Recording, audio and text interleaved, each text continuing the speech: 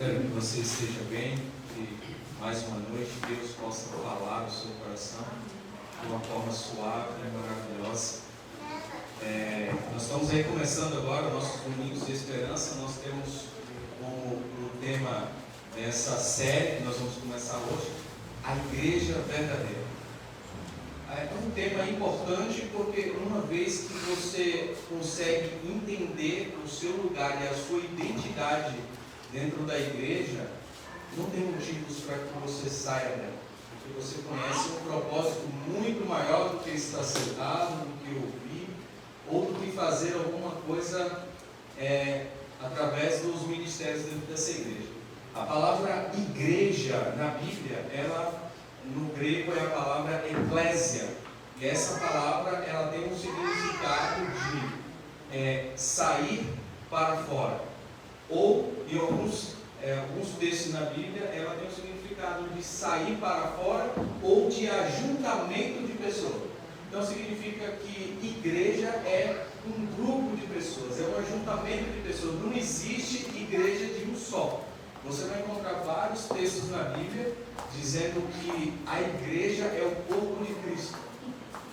E nós somos membros desse corpo. Então, se nós só somos igreja quando estamos juntos, reunidos, independente do tempo, do lugar, aonde nós nos reunimos, nós somos igreja. Mas um sozinho não é igreja. É um membro da igreja que pode estar ligado pelo mesmo propósito, pela oração, pela a comunhão de doutrinas, mas fora disso nós somos um membro amputado, no qual Deus, você vai ver nessa série que Deus está a todo momento buscando, agregando pessoas. Ou seja, igreja ela tem um propósito separado para representar a imagem de Deus. Eu gostaria de começar essa série lendo com você o livro de Efésios. Efésios capítulo 3, versículo 10, fala um pouco do propósito da igreja na terra. Abra, por favor, sua Bíblia no livro de Efésios. Quando nós abrimos a Bíblia, é necessário que nós busquemos do alto o entendimento.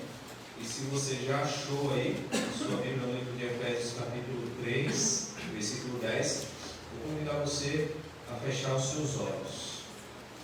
Maravilhoso Deus, abrimos a Tua palavra, a Tua maravilhosa palavra, a Tua poderosa palavra. Portanto, Senhor, nos guie nessa série, nesse estudo, para que nós possamos entender e conhecer a Tua igreja nas Escrituras. É o que nós te pedimos, ó Deus, em nome de Cristo Jesus. Amém. Efésios capítulo 3, versículo 10 diz assim: para que pela igreja a multiforme sabedoria de Deus se torne conhecida, agora dos principados e potestades nos lugares celestiais. Então é pela igreja que Deus vai manifestar a sua vontade. É através da igreja que Deus vai cumprir a sua obra. É por meio da igreja. Mas tudo quem vai fazer é Deus, mas Ele vai usar como instrumento a igreja, né? Então, igreja é algo importante. Se ela está ligada dentro do plano de salvação de Deus, porque nós não entendemos aonde surgiu esse povo, seguir esse povo na Bíblia e hoje pesquisar, olhar no meio de tantas religiões que existem hoje. São mais de 45 mil religiões catalogadas por aí. Cada uma eles estão dizendo, aqui está a verdade, nós somos a verdade, mas eles são completamente diferentes, doutrinas tão antagônicas uma com a outra, que às vezes nós ficamos confusos sem saber aonde congregar, com quem nos juntar. E quando nós olhamos, é interessante que muitas pessoas, quando eles procuram uma igreja, eles eu gostei dessa igreja porque ela é mais calma, eu gostei dessa igreja porque as pessoas me receberam bem, eu gostei dessa igreja porque tem um louvor que é maravilhoso, eu gostei. Mas esses serão os motivos para que nós frequentássemos uma igreja? Eu vou mostrar para você que fazer parte da igreja, você precisa conhecer essa igreja. E ainda que você não goste do louvor, ainda que você não goste do ritmo da igreja, se ela for uma igreja bíblica, é lá que nós devemos estar. Nós vamos começar aonde surgiu esse negócio, né? Que a palavra igreja significa ajuntamento de pessoas ou separado para sair para fora, para um propósito. Então nós vamos usar o conceito igreja e vamos para o Antigo Testamento até chegar no Novo Testamento, onde aparece a palavra igreja. Embora no Antigo Testamento não tenha a palavra igreja, mas existe aqui juntamento de pessoas, ajuntamento solene, congregação, né? Congregai-vos. Isso ele está dizendo que ele está juntando o seu povo. Mas quando surge esse povo que hoje nós podemos considerar povo de Deus e igreja? Abra sua Bíblia no livro de Gênesis, capítulo 1, e o versículo de número 26 e 27.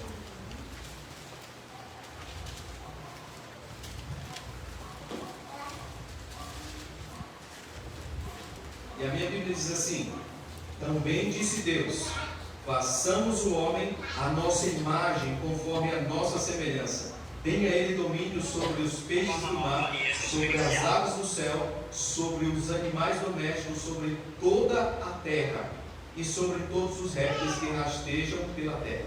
Criou Deus, pois, o homem, sua imagem. A imagem de Deus os criou, o homem e mulher e os criou.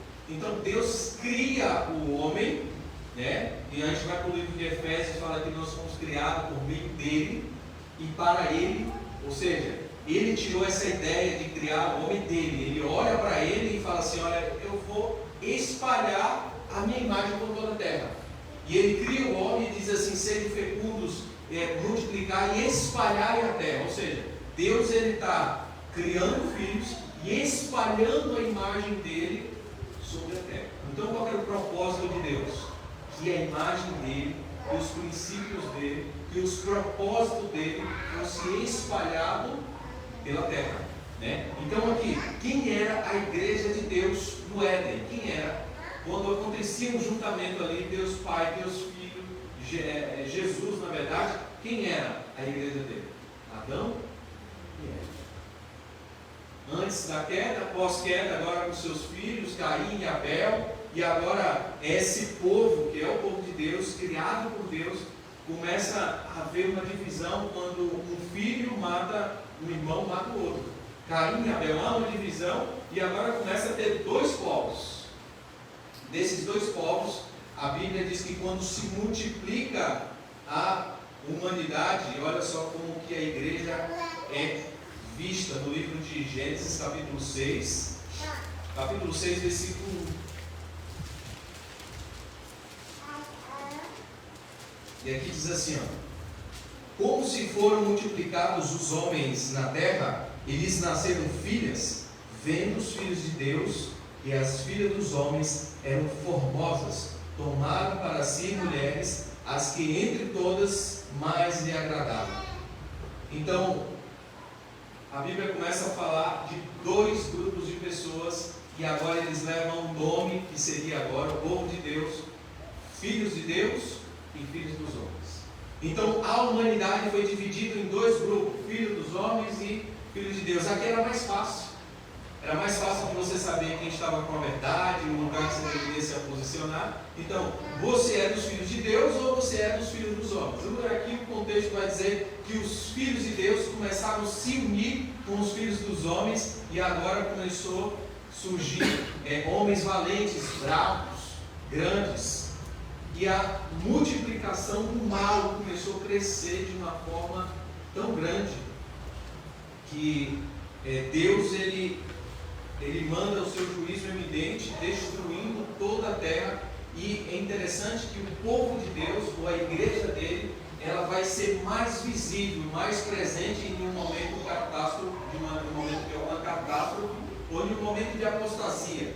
Como que aparece o povo dele? Aparece como um povo fiel. Se nós olharmos aqui no povo, no meio dos antediluvianos, os filhos de Deus e os filhos dos homens, quem é a igreja de Deus aqui? Noé e sua família. Diz que Noé e sua família, Noé era um homem justo diante de Deus. Então aqui está o povo de Deus. Eu preciso seguir esse povo. E aqui está o povo de Deus, Noé e sua família. A partir após o dilúvio, se você for, a gente não vai conseguir ler todos os textos, mas Gênesis capítulo 9, ele começa agora a falar que Noé tinha 3 filhos, Sem, Cã e Jafé.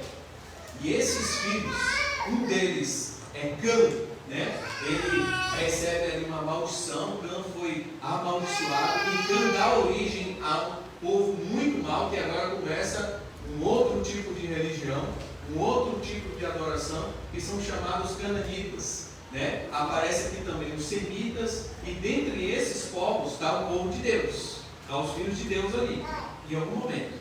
Quando nós chegamos no capítulo 11, a gente vê que o povo de Deus estava tão confuso que eles ali levantam uma torre chamada Torre de Babel. Mas no capítulo 12, Deus estava uma confusão danada. O povo de Deus se misturou novamente, surgiu muitos povos. É interessante você entender que o povo de Deus estava no meio de outros povos que tinham religiões ou crenças diferentes. A gente pode citar aqui cananeus, hititas, amonitas, semitas, né? Amorreus, saduceus vai aparecer no próximo estudo que nós vamos fazer. Mas os jebuseus, egípcios, eram povos que tinham crenças, que tinham deuses, que tinham religiões, mas Deus agora, depois que começa a surgir uma multidão de crenças diferentes, Deus agora chama um homem chamado Abraão. A gente vai aqui para o texto de Gênesis capítulo 12, no versículo 1 e 2. E aqui há uma promessa, né? E ele diz assim, capítulo 12, versículo 1. Ora, disse o Senhor a Abraão: sai da tua terra, da tua parentela e da casa de teu pai, e vai para a terra que te mostrarei. De ti farei uma grande nação, e te abençoarei, e te engrandecerei o nome, se tu uma vez. Então Deus chama um homem chamado Abraão, morava ali na terra de Uz, e ele fala assim: Abraão, eu agora preciso a partir de ti, porque eu vejo que você se mantém fiel como um dos filhos de Deus. Mas eu vou usar você, Abraão, e a sua família para gerar filhos. Eu quero que a minha igreja se espalhe e apresente a minha imagem sobre toda a terra. Então eu vou fazer de você uma grande nação. Então a promessa de Deus, que o seu povo, a sua igreja se tornaria uma nação. Ele seria um povo muito grande, ele abençoaria o mundo. Ele tinha um propósito: abençoar o mundo. E Abraão, na época de Abraão, como que foi chamado os filhos, as descendentes de Abraão, né? Abraão teve um filho chamado Ismael, que gera uma geração má, né? E esse povo ali veio uma outra religião de idolatria, sacrifícios não aceitáveis diante de Deus. Mas Abraão também tem um outro filho chamado Ismael, ou Ismael não, Isaac. E a partir de Isaac vem Jacó, e Jacó agora tem 12 filhos, que agora cresce o povo de Deus, e esse povo de Deus agora é a igreja dele, 12 filhos, e agora os seus netos e filhos, a igreja começa a crescer. Deus começa a multiplicar o seu povo.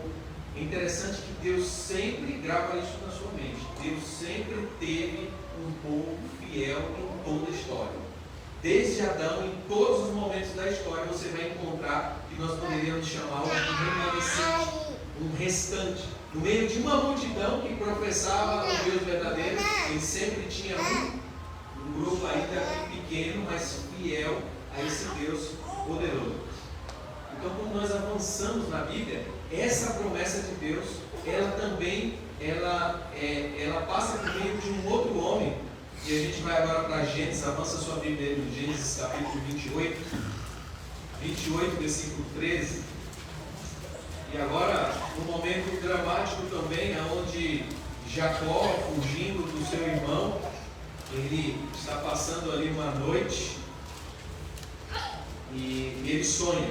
Mas Deus fala com ele, e no versículo 13, Deus diz assim, perto dele estava o Senhor, e ele disse: eu sou o Senhor, Deus de Abraão, teu pai, e Deus de Isaac. A terra em que agora está deitado, eu te darei, e a ti e a tua descendência. a tua descendência será como o pó da terra, e estender-te-ás para o ocidente, para o oriente, para o norte e para o sul. Em ti, na tua descendência, serão abençoadas todas as famílias da terra. Deus agora, mais uma vez, Ele confirma a sua promessa que Ele fez com Abraão através de Jacó.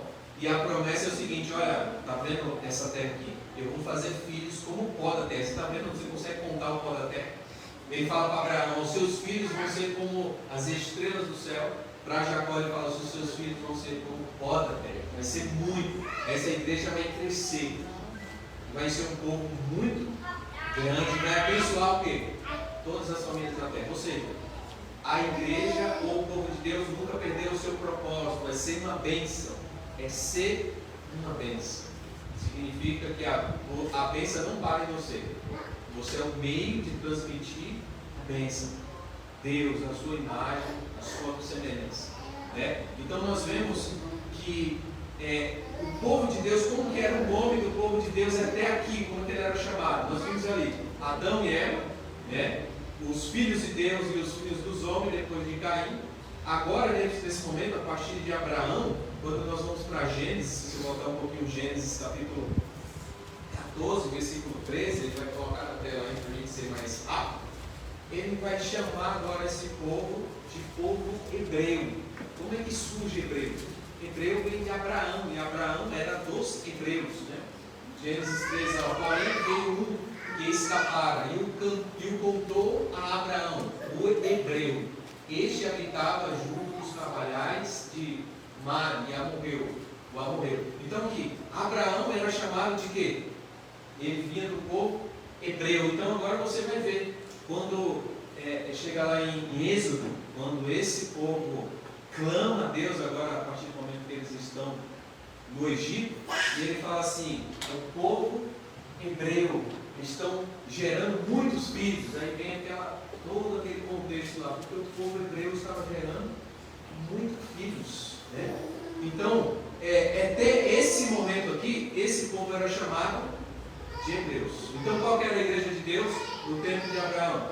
Era Abraão, sua família e os seus descendentes. E eles eram conhecidos como hebreus. Mas a promessa de Deus era assim: Abraão, você vai morrer com ditosa idade, a sua descendência, eles vão para o Egito e eles vão passar 430 anos lá, até subir o cálice da ira dos amorreus. E vocês vão sair de lá. Mas chegou um momento, 430 anos, aí a gente já está aqui no livro de Êxodo. Não, aliás, a gente vai para o livro de Êxodo não. Quantos do povo de Deus foram para o Egito? Aí a gente, o livro de Gênesis mesmo, avança aí no capítulo 46, 26. 46, 26 de Gênesis. Olha só como o povo de Deus está se multiplicando. Abraão tem um filho chamado Isaac. Isaac tem um filho chamado Jacó. Jacó tem 12 filhos. E desses 12 filhos eles começam a crescer. E o versículo 26, quando aí vem todo o contexto de José, que vai para o Egito, na fome em toda a terra. E Deus usa agora o Egito para preservar o seu povo. E José vai falar que vai preservar o restante, para a sua descendência. E quando o povo dele vai para o Egito, para ser agora provido por meio dos egípcios, versículo 26 diz assim: todos os que vieram com Jacó para o Egito, que eram os seus descendentes, foram fora as mulheres dos filhos de Jacó, todos eram 66 pessoas. Então, quantas pessoas foram para o Egito? 66 pessoas aí. 66 pessoas foram para o Egito. E lá foram providos. José, o governador do Egito, e José morre, vem outro governador e começa a escravizar esse povo. Mas você vai começar que esse povo começou a multiplicar, crescer e tal. É tanto que quando Moisés está para nascer, há um decreto. Qual era o decreto? Os meninos nascer, acaba com eles. Acaba com todos os meninos aí, porque eles estão crescendo muito, eles estão ficando um povo muito poderoso. E o Egito, o rei do Egito, ele tinha medo de um povo dominar e tomar conta de todo o Egito. Então eles começam ali meio que bloquear o crescimento do povo de Deus, que seria a sua igreja. E a sua igreja estava crescendo, mas fica escravo por 430 anos. Quando sai do Egito o povo de Deus, olha só quando ele sai. Como que a igreja de Deus cresce? Vai para Êxodo agora, capítulo 12, o versículo 37. Êxodo 12, versículo 37.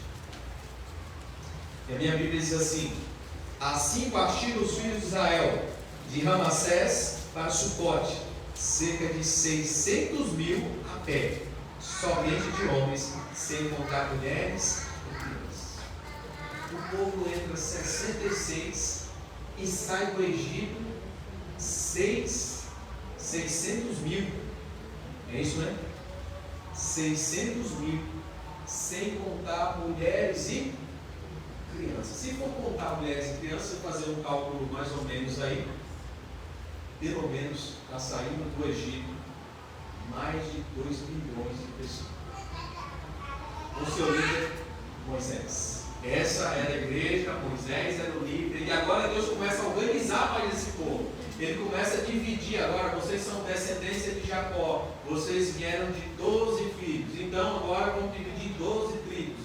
Então o povo de Deus foram divididos em 12 tribos, né? E ali ele coloca a liderança, olha, o líder de 100, o líder de 50, e começou a organizar mais esse negócio, né? Coloca a função para eles. Aqui está mais elaborado aquilo que nós podemos chamar de igreja. Esse povo agora, eles têm um ajuntamento onde Deus fala, eles precisam se reunir para ouvir. E agora uma característica interessante do povo de Deus na história, grava bem isso aí, característica do povo de Deus na história. Se você for ler Gênesis 26, versículo 5, diz que Abraão guardava os mandamentos de Deus, José guardava os mandamentos de Deus. Isso antes da lei. Esse povo já guardava os mandamentos de Deus. E agora uma outra característica era que eles guardavam os mandamentos de Deus e tinham dom de profecia. Que nós temos aqui 39 livros da Bíblia que foram escritos por esse povo, os profetas. E a Bíblia diz que Deus não faria nada sem antes consultar os seus servos, os profetas. Então, o povo era um povo fiel, obediente a Deus, guardava os seus mandamentos. E eles tinham o dom de profecia. Sempre foi a característica de Deus entre outros povos, né? Ou seja, nenhum dos outros povos, dos outros deuses, Deus se comunicava através de profetas. Então, o dom de profecia era uma característica da igreja verdadeira do Antigo Testamento. Então, você percebe onde a gente já está aqui na igreja verdadeira? Abriu aqui 12 tribos. E agora, é interessante como Deus chama esse povo. Olha, saiu o quê? 2 milhões de pessoas. Olha só que Deus fala para ele. Livro de Êxodo, capítulo 19, versículo 4. Êxodo 19, versículo 4. Olha só como Deus trata o seu povo, a sua igreja. Versículo 4 diz assim: ó, tendes visto o que fiz aos egípcios, como vos levei sobre asas de águia, e vos acheguei a mim. Agora, pois, diligentemente ouvides a minha voz e guardardes a minha aliança, então sereis a minha propriedade peculiar dentre todos os povos, porque toda a terra é minha. Vós me sereis reino de sacerdotes e nação santa. São essas as palavras que falarás aos filhos de Israel. Agora eu pulei um nome aqui que o povo recebe, mas agora aparece o povo dos filhos de Israel. E o momento, Gênesis 32, versículo 27, quando Jacó luta com Deus, ele pergunta o nome de Deus e Deus falou assim: o seu nome é Jacó, o seu nome agora vai ser Israel. E agora Israel passa a ser um título desse povo, o povo de Israel. Jacó morre, mas esse povo agora tem um nome. A igreja verdadeira teve o nome de povo de Israel. Então você vai ver na Bíblia, até chegar esse povo ser chamado de judeu, né? Mas ele era chamado de Israel. A promessa é que ele seria uma grande nação. O povo se estenderia, se multiplicaria de uma forma extraordinária. Então, esse povo, Deus chama ele, aqui o texto fala, que Deus fala assim, vocês vão ouvir a minha voz, guardar os meus mandamentos, você vai fazer parte de uma aliança, e você vai ser o meu povo peculiar, você vai ser minha propriedade exclusiva. Então Deus sempre usou a sua igreja, o seu povo, como propriedade exclusiva dele. E isso no Novo Testamento também é confirmado quando Pedro diz assim, que ele te chamou das trevas para a sua maravilhosa luz. Fala que nós somos raça eleita, propriedade exclusiva de Deus, né? Na cópia desse texto. Ele fala para a igreja, vocês são raça eleita, propriedade exclusiva de Deus. Significa que no meio de muitos povos, Deus escolhe um povo para que seja exclusivo dele, que seja o representante da sua imagem. E aqui, é interessante o texto, que agora o povo sai do Egito, o povo de Israel, o povo que era grego, agora é chamado de israelita, 12 tribos, 2 milhões de pessoas, vai andando no deserto por 40 anos. Esse povo mostra incredulidade a Deus. Esse povo, embora era 2 milhões de pessoas, nem todos eram verdadeiramente israelitas, porque existia muita incredulidade entre eles. Pois Deus fala assim, vai morrer todos vocês que saíram e vai entrar na terra só 2. Josué e Caleb, porque foram os 2 corajosos e morreram aquela nação, mas eles geraram filhos, entraram em Canaã de uma forma assim sobrenatural. As muralhas caíram quando eles tocavam, eles tomaram posse daquele lugar, e aquele lugar agora passou a ser o lugar do povo de Deus. Deus preparou um lugar estratégico, um lugar onde ele estava geograficamente localizado, aonde era um lugar onde cruzava vários lugares. Quem ia para o Egito passava por Jerusalém, quem ia para a Síria, quem ia para vários outros continentes, tinha que cruzar. Por que Deus colocou o povo naquele exato lugar? Porque o povo tinha uma missão de conquistar os outros povos para Deus. Então ali você vai ver que muitas pessoas começaram de outras etnias, começam agora a se tornar um povo israelita. E é interessante que para esse povo se tornar israelitas, eles tinham que fazer 2 coisas. Primeiro, de acordo com Gênesis, se não me engano, 13, Deus fala assim que toda a sua descendência vai ter que ser circuncidado. A circuncisão era uma marca que era feita em todo homem, nos seus órgãos genitais, era uma marca que ele e Deus sabia que ele era o povo de Deus. Mas por que Deus fez essa marca? Essa marca era para que as pessoas entendessem que Deus não escolheu o povo. Deus não escolheu o povo entre os muitos povos. No meio dessa grande quantidade de nação, religiões e crenças, Deus não escolheu o povo. Ele gera o povo. E esse povo é gerado de mulheres estéreis. E Deus coloca essa marca para que as pessoas não esqueçam que é Deus que gera filho. E você vai ver no Novo Testamento que isso não muda. Não é a forma de gerar filhos para Deus, vai ser um novo nascimento. Aquele que não nascer da água do Espírito não pode fazer parte da igreja. Não pode fazer parte do reino de Deus.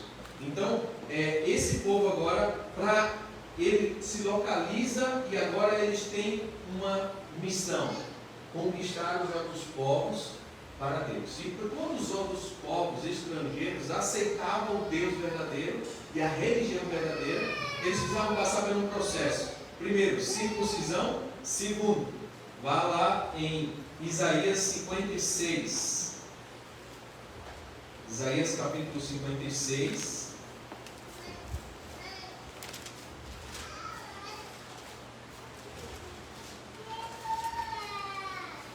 Isaías 56, versículo 6, na minha Bíblia diz assim, aos estrangeiros que se chegam ao Senhor para o servirem e para amarem o nome do Senhor, sendo deste modo servos seus, sim, todos os que guardam o sábado, não profanando, abraçam a minha aliança. Também os levarei ao meu santo monte e os alegrarei na minha casa de oração. E os seus holocaustos e os seus sacrifícios serão aceitos no meu altar. Então, para que um estrangeiro fizesse parte do povo de Deus, aceitasse e fizesse parte da igreja verdadeira, ele tinha que fazer uma coisa: circuncidar, segundo, guardar o sábado como uma aliança, um símbolo da aliança. Então sempre foi assim: todo o povo de Deus no Antigo Testamento, desde Adão, guardava os mandamentos. Embora você não vai aparecer nos mandamentos, que era ainda antes das tábuas, mas fala que eles eram contra a idolatria, era contra o roubo, era contra a morte, entendeu? Esses mandamentos já estavam lá e eles eram obedientes a todos esses mandamentos, inclusive o sábado. Mas ele fala assim, ó: todos os estrangeiros que virem e o quê? Aceitarem a minha aliança, guardando o sábado. Se você pode abrir rapidinho Ezequiel capítulo 20, versículo 12, olha só o que diz: porque Deus instituiu esse sábado como fosse uma marca do seu povo, um meio de identificação também. Ele diz assim: eu também fiz deles os meus sábados, para servirem de sinal entre mim e eles, para que soubessem que eu sou o Senhor, eu santifico. Então assim, eu te dei os meus sábados, porque no meio de muitos povos, os que guardam o sábado vai ser uma marca identificadora do povo de Deus, da igreja verdadeira, no Antigo Testamento. A gente não chegou no Novo Testamento ainda, tá? A gente não chegou aqui. Lá, no Antigo Testamento, tinha esse meio de identificação. Então, o que acontece? O povo de Deus cresce, né? Ele cresce muito e acontece uma coisa interessante. Os povos vinham, aceitavam a aliança de Deus, passavam a ser guardadores do sábado. E uma coisa interessante que às vezes nós pensamos assim: será que há só salvação no meio do povo de Deus? Não. Deus, ele veio para salvar todos, os amonitas, os amorreus, os jebuseus, todos esses. Era o propósito de Deus usar o povo para resgatar o outro.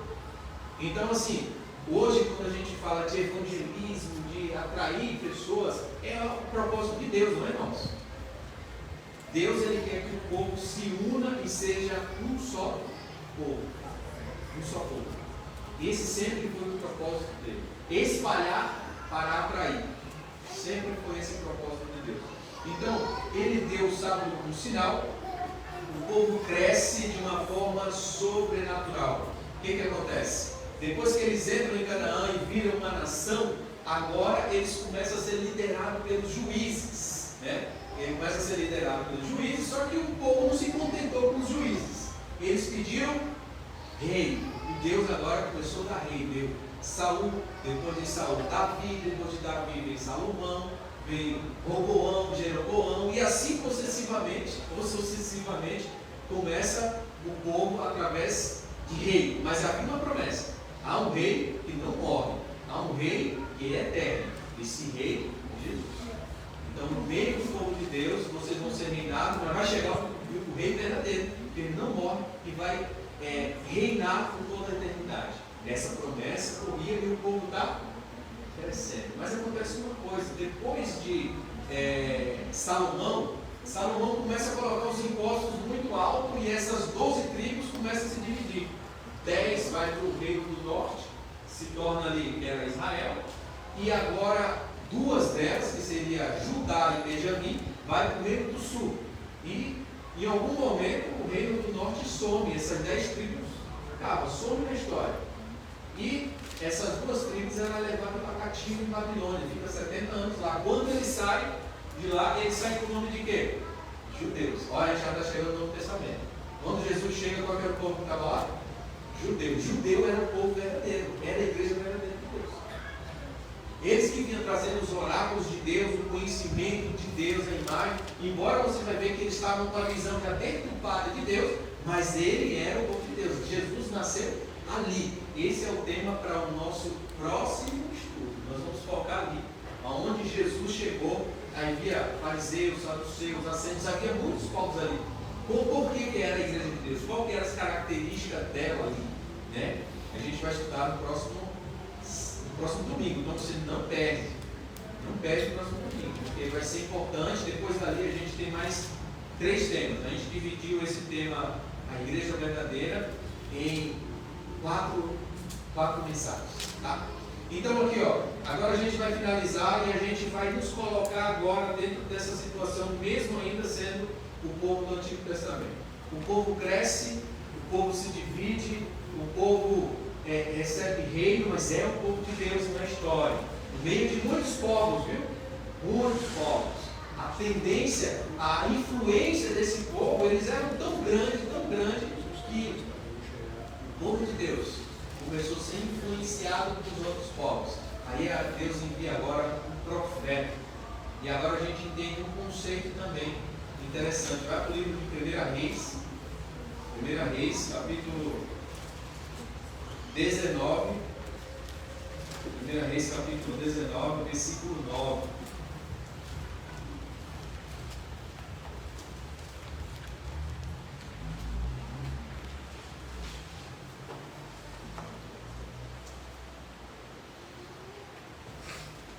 Reis, capítulo 19, versículo 9, diz assim, ó, ali entrou, versículo 9 e 10, ali entrou uma caverna, onde passou a noite, e eis que lhe veio a palavra do Senhor e lhe disse, que fazes aqui, Elias?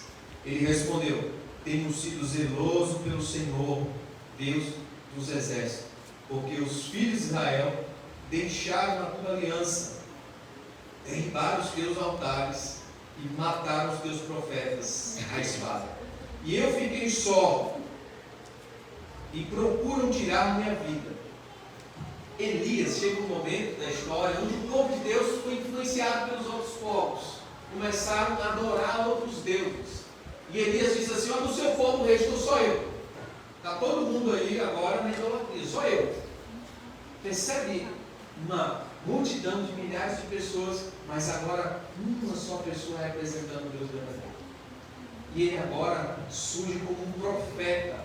Um profeta não escreve nem no livro, mas é um profeta que ele vem trazendo tudo aquilo que os outros profetas já tinham escrevido. E Deus fala com ele. Olha só o que Deus fala com ele. Versículo 18. Deus diz assim, ó: também conservei em Israel 7.000, todos os joelhos que não se dobraram a Baal, e toda a boca que não beijou. Sabe o que Deus está dizendo para Elias? Elias, não é só você.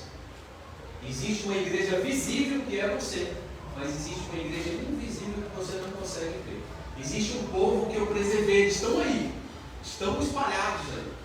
E você vai ver os povos de Deus, uma fé como a de Raabe, uma fé como a de Ruth, uma monita. Você percebe? Deus está atraindo e existe pessoas fiéis em todas as religiões.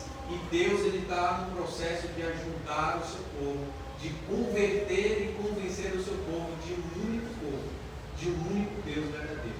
Né? Então, aqui há um conceito: nem todo que está aqui dentro é salvo, nem todos que estão lá fora estão perdidos. Então, significa que, biblicamente, não dá para você dizer que salvo só dentro da igreja verdadeira. Não dá para você falar isso. E outra coisa, estar dentro da igreja verdadeira não é garantia de salvação. Por quê? Porque nem todo israelita, nem todos que são de Israel são verdadeiramente israelitas. E a gente finaliza exatamente com esse texto. Olha só o que diz aí em Romanos, capítulo 9, e o versículo 6. Romanos 9, 6.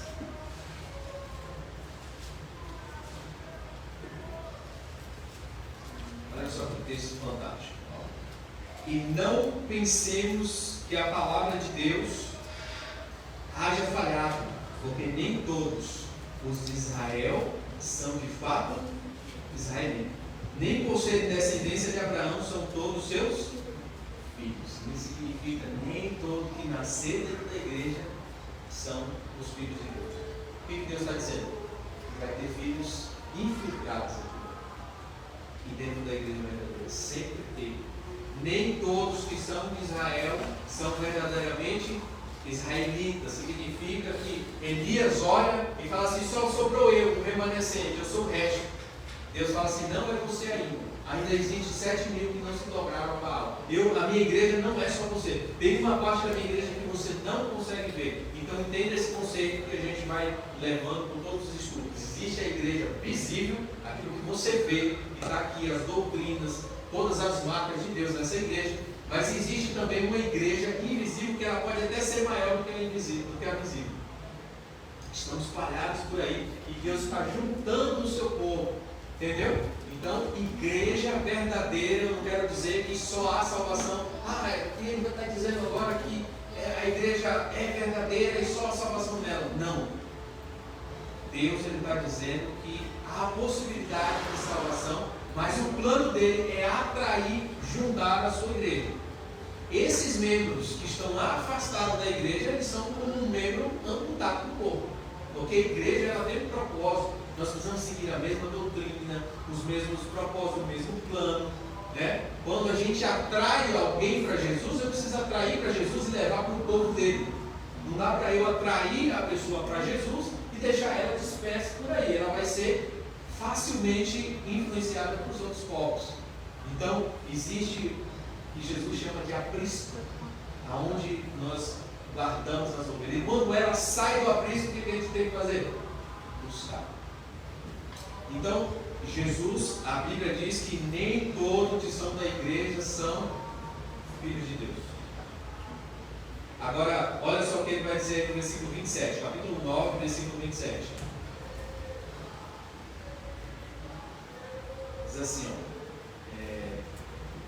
mas relativamente a Israel, ele declara, Isaías, ainda que o número dos filhos de Israel sejam como a areia do mar, o remanescente é que será salvo. Ainda que o povo de Deus seja grande como a areia do mar, só o remanescente que será salvo. Eu preciso operar no seu coração. O remanescente ele sempre aparece na Bíblia como um povo fiel. Você vai ver que mesmo dentro do Egito, o Filho de Deus, o remanescente, José, ele não se dobra à mulher de Potifar. Ele não quebra os seus mandamentos, ele é fiel, e ele aparece justamente pela sua fidelidade. O verdadeiro vai se destacar sempre pela sua fidelidade. No meio de um monte de cativos do povo de Deus que foi levado para a Babilônia, aparece quatro. Daniel aparece pela sua fidelidade pelo nome de profecia. E aqueles 3 jovens aparecem como um remanescente, um restante do povo que não se dobrou àquela estátua.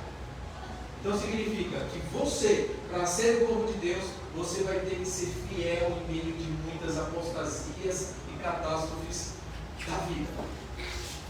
Aconteceu um monte de coisa. Às vezes a mesma coisa que acontece com um, acontece com o outro. E um se demonstra fiel e o outro não. Aí vai ficar claro de quem é filho de Deus e quem não é.